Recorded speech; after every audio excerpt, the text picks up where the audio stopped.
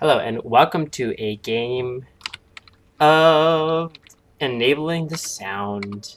Beautiful, enabling the sound. Welcome to StarCraft 2. Welcome to my StarCraft 2 commentary. I'm Galaxy, and we have a game between ogsTOP, OGS, the Korean famous team with Top, one of their best players, and then LiquidRet from Team Liquid. He is teammates with Huck, Hydra, and yeah, so others as well from Liquid, the little one as well from Liquid, and Tyler as well. You've all heard them, so no need to introduce him. And Red is quite a good player. Usually he's Zerg, so for some reason he's playing Terran in this game. Anyway, a couple of little announcements. So first of all, happy holidays to everyone. Oh, I didn't mention the map is Shakuras Plateau, but you could probably tell that already. So yeah, happy holidays, happy Christmas, Merry New Year. Actually, they seem to say happy Christmas in the UK, so I like to say Happy Christmas because at heart I'm really an Englishman. So, one thing I'll say about this map is that it's very large and it's 2 players. You cannot spawn here, so you can't spawn like vertical positions. Your opponent will always be horizontal, so that's why Top is not going up here first. Top actually is usually Terran, I believe, right? So Top is playing Protoss, so it's kind of an unusual game right now, but it got a high score on Sc2 so that's why I'm doing it. I hope that everyone's holiday has been good, that you've had lots of great time with your family, girlfriend, boyfriend, important people in your life. That's really what the holidays is about, is spending time with people who are important to you. So I have not made too many videos of late, just taking a little bit of a break this holiday season, and I've been having problems with my video application. Basically, the quality of this video won't be as good as the quality I like to have, and I apologize for that. I will try and fix that soon. And on a personal note, been having some financial difficulties and really struggling quite a lot, so cross your fingers that everything will be okay, and that I'll continue to bring you commentaries on a regular basis. And so, let's see. It looks like both players are going for standard play right now. Second assimilator down after the cybernetics core for ogsTOP. And LiquidRet does have a barracks with a second marine building, 1 refinery, and wouldn't be surprised if he goes for a fast expansion. He does get a tech lab at this time, and it looks like ogsTOP has secured this Zelnaga tower. And I have been doing some casting with the rushnetwork.com. I will soon do some more in the next year. There haven't been too many tournaments of late, so do be apprised. So you can subscribe to my YouTube channel to be apprised of tournaments that are coming up. You can also check the rushnetwork.com or the teamliquid.net. They should have information about that. Here is the fast expansion for LiquidRet. Now, I wouldn't actually call it fast expansion. I would call it a normal expansion timing, considering the size of this map. It looks like a Stargate is now going down for Top, and you would expect to see Void Rays at this time, because Void Rays are super good, especially since look at this short air distance. That's definitely going to help the effectiveness of the Void Ray, but it looks like we have 2 barracks coming down, so I don't think that Top actually knows what his opponent is doing. You should never assume anything, but maybe I don't know, I don't think that a Void Ray would be quite as good since they're considering there's so many barracks, but we'll just have to see what Top has in store for us. Yeah, right now Top is doing an aggressive push, poking with 1 probe to take some of the damage and just do some scouting. This probe will get shot down, unfortunately, but a Stalker will get a few picks off of the Marine. We'll have to see what goes on there, but the Marauder, which is ahead of the Marine army, is going to push away the Stalker. Unfortunately, concussive shells are not out, so both of these units do get to go home without taking any health damage. The command center is morphing into an orbital command, and let's look at this Stalker is going home. Sadly did not get any. Oh, it looks like he has 1 kill, but I think that was probably just a probe somewhere. I did not see him kill a Marine, and the Void Ray is now out at this moment.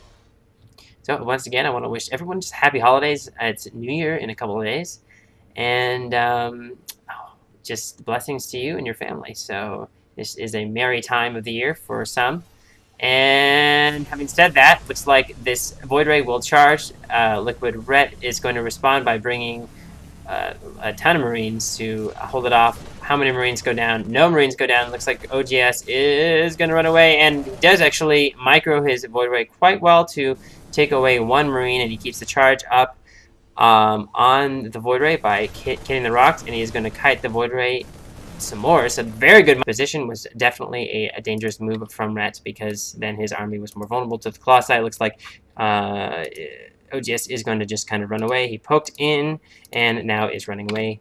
These SCVs are going to go back to work on the third. Red is now 164 versus 142 food. So in the food count, Red is ahead, and Red does have control of this Zelnaga Tower, so he knows exactly what the army of OGS is doing. He knows what the composition is, and OGS does not like that at all, so he is going to take care of that SCV. And if we go to the production tab, it looks like Mobius reactor is being built. So that is that means that the Ghost Academy is now down, and looks like we have infantry armor level 1. So 0-1 upgrades versus OGS's 0-0-0 upgrades. Charge is now on the way. So OGS kind of rushed the Colossus, I'd say, even getting that before charge. I'd say that's rushing, because it's not like he didn't evolve into the Colossus. He just kind of went for a few gateways into a Robo Bay, into a Robo facility, into Robo Bay. This factory is now scouting around the map, and the third is now on the way for OGS. I don't think that Ret knows what's going on. He hasn't actually scanned. He doesn't know how many gateways are in the base of OGS, so he hasn't plopped down to scan there for a while. He doesn't really know what's going on. He probably just knows what's happening based on the unit composition. And here we have a major confrontation in the middle of the battle. This is the first major confrontation. It looks like that range of the Colossi is definitely coming into play, but Ghosts are using their EMP against the Stalkers, and Sentries are trying to cut off the forces of the Marine Marauders of Red, and looks like all the Colossi have gone down thanks to the high number of Vikings, and it looks like OGS's army was just too vulnerable to those Vikings, and I'd say that was solely because of the Vikings were present, and OGS losing this battle, and may just very well lose the game, and the GG from OGS. I'd say that game came down to rushing to Colossus. You could beg to differ, but basically his ground army had no upgrades. He didn't have charge yet, hadn't been upgraded yet. He didn't have blink or anything like that. He just had those Colossi, and once Ret saw those Colossi, I mean, he knew exactly how to respond, and it was easy for him to take the Vikings. I'd say either get the Colossi sooner off of one base before Ret would have been vulnerable, because he built an early expansion into 2 barracks. So that meant that he didn't actually get that starport until much later. He didn't go 1-1-1, is what I'm saying. So if OGS instead went Colossi off of one base, then those Colossi would have done more damage, considering that there were no Vikings. Instead, he kind of took he took a little bit too much time, and Ret was able to get his Vikings out. So, but good game from both players.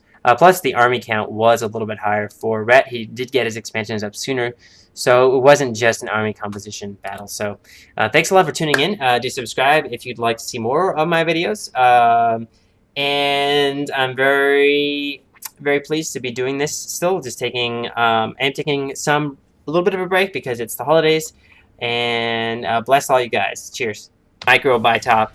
And the second Void Ray is now on the way. He's going to have to charge it on these rocks and then move in to try and kill more Marines. But there are a lot of Marines on the field for Red. I don't think Red's going to have any problem, although he is not building an engineering bay or anything of the sort. He is getting Stimpack, probably looking to do an aggressive push at some time. So all he needs to do is not lose too many units. And we kind of can see on the mini-map that an expansion is up for ogsTOP.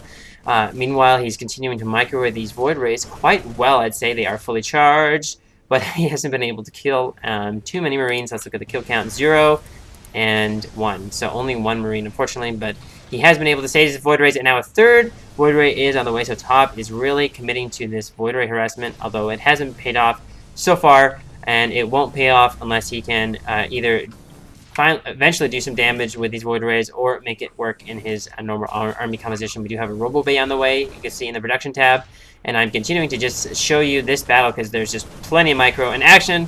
And one Void Ray goes down and a couple of Marines, but I don't think a couple Marines is a good trade for one Void Ray. And Top's really got to be careful because another Void Ray is low on health. The other one is kind of high on shields. And these Void Rays are being an incessant nuisance, kind of like killer bees. Just, oh, they are like killer bees, just like pounding away at the side. I almost wonder if Top could just kind of maybe go down here and try a different spot or something, but he's just hitting the same place again and again.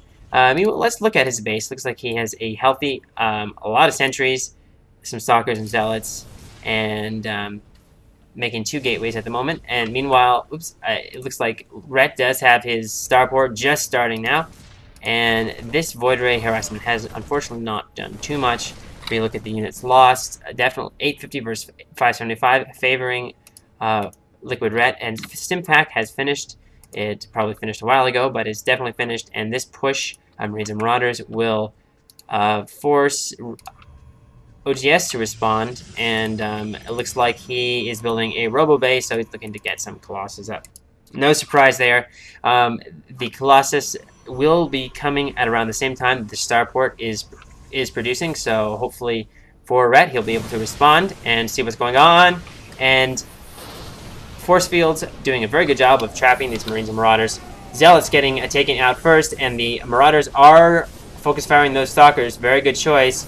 And Sentries aren't very powerful units, but there are just not enough Marines and Marauders to do anything there. So Rhett lost all those units, and he did not commit his reinforcements to that battle.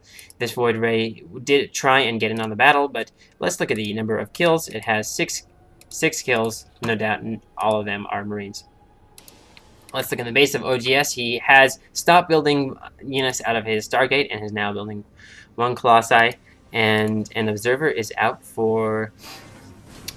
It is in the base of Rhett, and he will see that the third commander center is on the way. So Terran is ahead in command centers. Let's look at the harvester count. It is looks like it is about even, and the income tab. It looks like actually Rhett has a little bit more income, but that's because he does have mules. We do have another Marine Marauder push. Looks like +1 weapons isn't done. He may have wanted to wait until that was finished, but he is. Does not. He might be underestimating what OGS can do. These sentries are quite good, but he will see the Colossus, so I don't think that this timing is really that good, in my opinion. Those force fields did trap that one Marauder, and this Observer is continuing to see what is going on in Rhett's base. If we look at the Thermal Lance is almost done, and we have another gateway going down, 1, 2, 3, 4, 5 gateways, and 1 Robo Facility. Now up for OGS top, and OGS is now scouting around with his Void Ray to see if there are any ninja expansions. LiquidRet has now landed his 3rd command center, and he will have to protect it. I would think that it would be prudent to maybe build a bunker or 2 here, and maybe some siege tanks. Let's look at this Observer. It is going to see that the expansion is there for sure, and this Void Ray is scouting. It may come down and do some harassment here. LiquidRet might want to build a missile turret or 2. Red does have some medevacs on the way, and it looks like he is building a couple of Vikings at this moment because he is going to counter those Colossi. If we look at the unit counting station, we have only 2 Colossi out and 1 in production. Both these players seem to be taking their sweet time on this map, just macroing up, getting the army composition that they would like. If we look at the unit counting, the army tab, we have 135 food for Rhett, who is ahead versus 122 food. But right now, OGS is pushing out. He has 3 Colossus. This is a good time to push out because first of all, Thermal Lance is done. He has no upgrades, which I don't particularly like, but Thermal Lance is done, and he has 3 Colossus, which is enough to at least do some damage. But we do have 4 Vikings out for Rhett, so it is good considering. I think this battle will depend entirely on the micro. It looks like Rhett is running away because the Void Ray was harassing in the base. This command center is going to be sacked. Fortunately for Rhett, he does not have the means to... Actually, he does. He pull off his Vikings, so that Void Ray will go down. But taking those Vikings out of